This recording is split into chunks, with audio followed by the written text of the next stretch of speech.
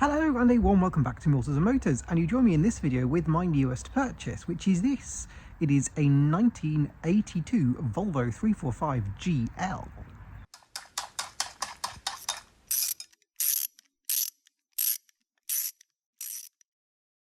Yes, I have a lot of Volvo 340s, I know, but this one at least has a story in that I couldn't pass it up, basically. So a guy was doing a house clearance from a deceased estate, and he felt guilty scrapping this car, so he googled Volvo 345 and it came up with an article about me that was in the Telegraph.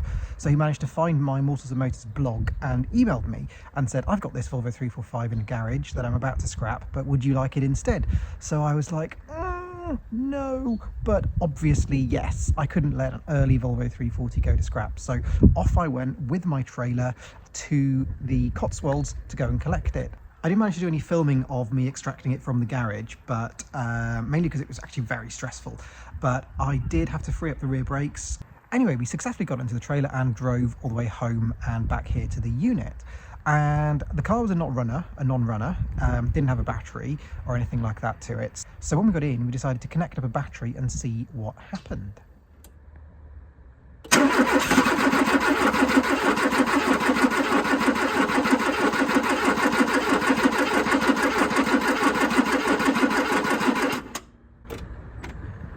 It coughed for a second, didn't it? That was probably because of this.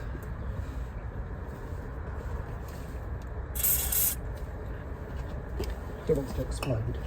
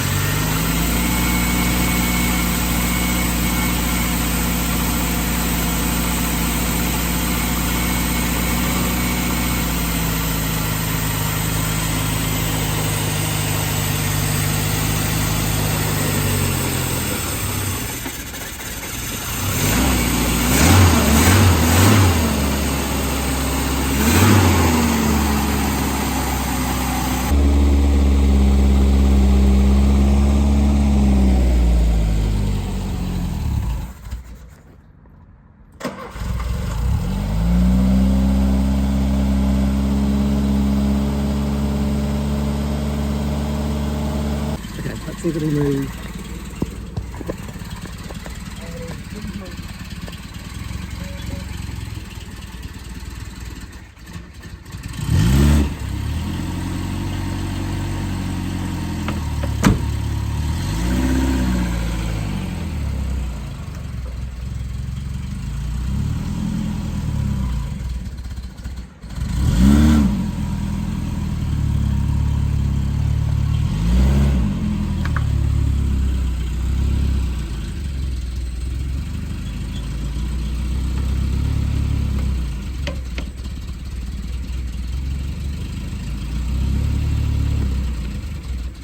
Perfect. I mean, what more do you want?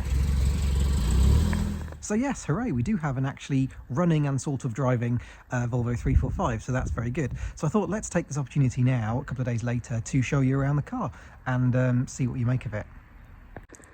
So there are several things that make this car kind of exciting, which is why I went for it. One is it is a 1982 model year, which means it has that facelift front. This is the first year that gets that front end treatment, as opposed to the kind of pig nose of the previous year and previous generation. But it still retains the early black, slimmer dashboard of the previous generation of cars, rather than the big grey version that the cars got from 1983 onwards. The other thing that makes this car interesting lies there in the middle of the car, which is it is a automatic, and automatic in a Volvo 340 doesn't quite mean that. If you don't know, automatic Volvo 340s are actually Variomatic. They are using the DAF system that was developed in the, I think, 50s for the little Dutch DAF cars. And that is what Volvo 340s are, remember. They are a DAF that has been rebadged and re-engineered into a Volvo because Volvo bought DAF. So they inherited that CVT Variomatic transmission. They don't call it Variomatic in Volvo language in the brochures and stuff, but that is what it is. And that makes it a really interesting spec because it is a GL, which means that it is the top of the range model as opposed to the DL, the base. So we get the chrome strip along the bumper, we get metallic paint, we get slightly plusher interior. But it's got 5 doors and a Variomatic gearbox, which means it's actually really unusual because most of the time if people go for the higher levels at the time, they would have gone for the manual because the manual is actually more sought after transmission, to be honest, because it was ultimately better. Most people didn't get on very well with the Variomatic. And if we have a quick look underneath, there they are. The big Variomatic pulleys are completely visible. There is normally a very large plastic kind of case thing that goes around them and protects them, but that is missing, and these are therefore very exposed, but they do look great. And I don't know what kind of belt that is, whether it's a Volvo one or a Roflex one, not sure. Can't see any markings, but I'll have a proper look at some point later on. But there they are, the 2 massive rubber belts, Kevlar lined, there with the front pulleys and the rear pulleys to do the gearing. Really, really cool.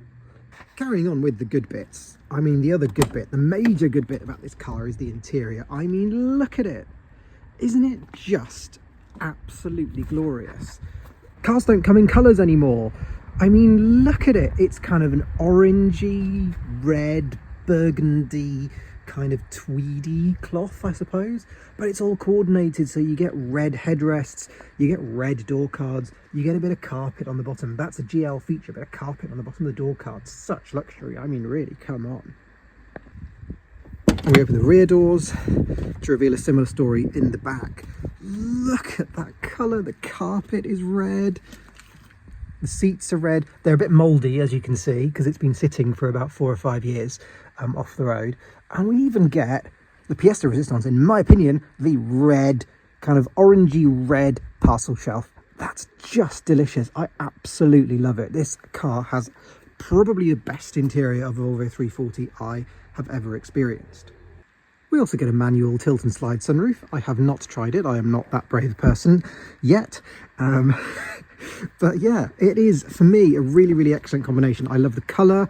It's a sort of burgundy. I don't know whether it's actually the same colour exactly as my Volvo 245 that I used to have, but it may well be. The other thing that a GL gets, by the way, is it gets fatter tyres, which makes the steering even heavier. So not sure why you kind of got that as a consolation prize for having a posher model, I would say. I do really like this facelift front that they had. This is sort of a midlife Volvo 340 because it was facelifted again in 1986 and had a slightly different bumper and front end treatment, but they look broadly similar, but they're actually not.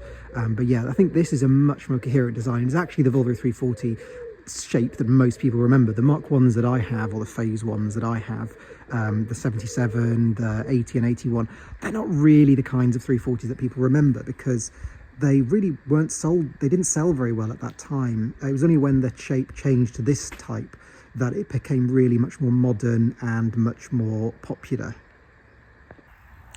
There are, however, some bad bits. Those are the good ones. There's some really bad bits. Do you want to have a look? This car has had an awful lot of homemade repairs. The bottom of the valance has some wood screws Phillipsed in. I don't even know what that is. Is it metal? Is it wood? Goodness knows. Yeah, I don't even want to look at that and delve into what's there. And that's not really the end of the story. There's obviously been some work to the sills. That kind of finish is not normal there. Has it had new sills? Have they been welded on? Or is it just a load of old sort of seam sealer been plonked on? Has it had loads of kind of patch welding repairs? I'm really not sure. There's obviously a tide mark there, which is probably hiding an awful lot of welding. And if you look up at the MOT history, it has had a huge amount of welding repairs because it's failed the MOT on rust for many, many years in a row. This wheel arch is, I think, full of filler. You can see kind of a bit of filler marks there, and has obviously been kind of homemade spray painted, as you can see. And we have a very similar story on this side here as well. There's an awful lot of homemade spray painting there. 1982 model year is when Volvo switched from actual kind of metallic chrome to this plastic chrome stuff, and yeah, I think that was probably a retrograde set because it does not last and looks fairly horrendous. The other problem's lying to the bonnet, so let's give it a little pull and I will show you. 340's bonnet's open that way. In here is an engine, does work as you've seen, but there's also a few problems. The air filter is not there, as you can see, so that's hiding the fact that something is not quite right. And yes, this doesn't run very well. I don't know whether that's just because there's a vacuum leak in the air filter, I don't know. Anyway, also missing is the thing that is supposed to be on those 3 rubber bungs there. But it is very happily sitting here on the passenger seat, so it is not completely lost. And this is the electronically controlled Variomatic vacuum assistance unit. So essentially it sends vacuum into those pulleys that you saw, into different areas of the pulleys depending on what you're doing. So if you want to overdrive for cruise, if you want to do really emergency braking, or if you want to do a low ratio hold. There is the low ratio hold switch. And that all sends information to these little, or sends a signal I should say, to these terminals, which activates a solenoid in there, which then sends the vacuum into different places. Why is this not connected? Also missing is what goes at the end of this multi-plug, which is a tachometric relay. It should live down there, I think. And that is kind of the electronic brain behind the vacuum system. So essentially the vacuum assistance system for the Variomatic just in no function yet, in no here. So yeah, need to really delve into that. But actually that's something I'm really excited about getting into, because there are no videos, as far as I can see, on YouTube detailing sort of how that system works and explaining anything about it. So I'm actually quite excited to go and do that, and I will do a video on it, on how to kind of look into what's wrong with it and diagnose it. It's really complicated, but also really beautifully simple at the same time. So yeah, looking forward to explaining that to all of you guys. Oh, the other thing that's in the engine bay as well is rust.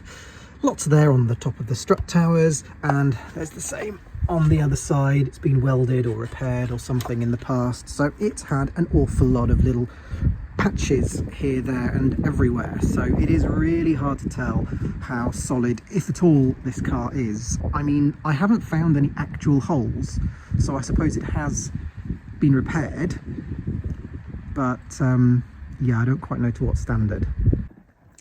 Okay, let's have a look and see what this car's actually like to drive, because I've literally, all I've driven it is just literally into the barn. So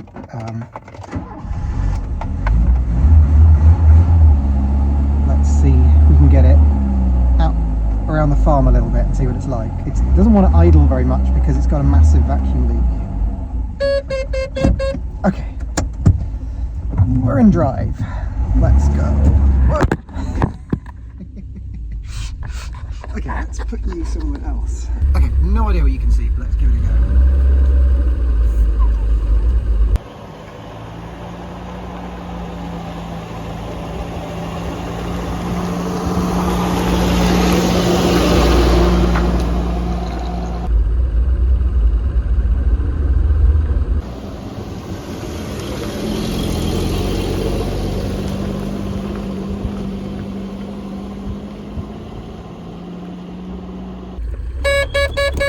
Yeah, that buzzing is really annoying, isn't it?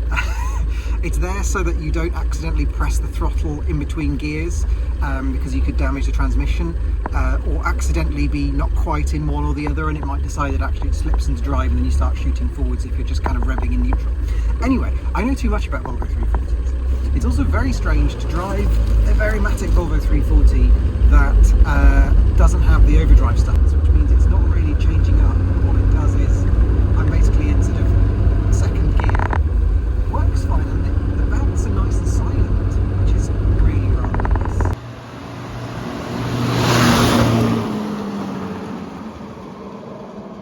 So there we go. I'm not entirely sure what to do with this car.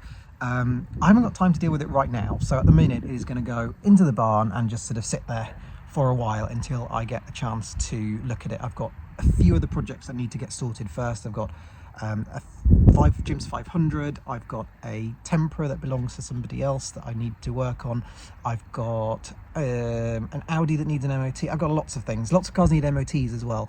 Cavalier needs a new carburettor, lots and lots of little things. Focus needs new lower arms, and then I might sell it, possibly. So yeah, lots to do.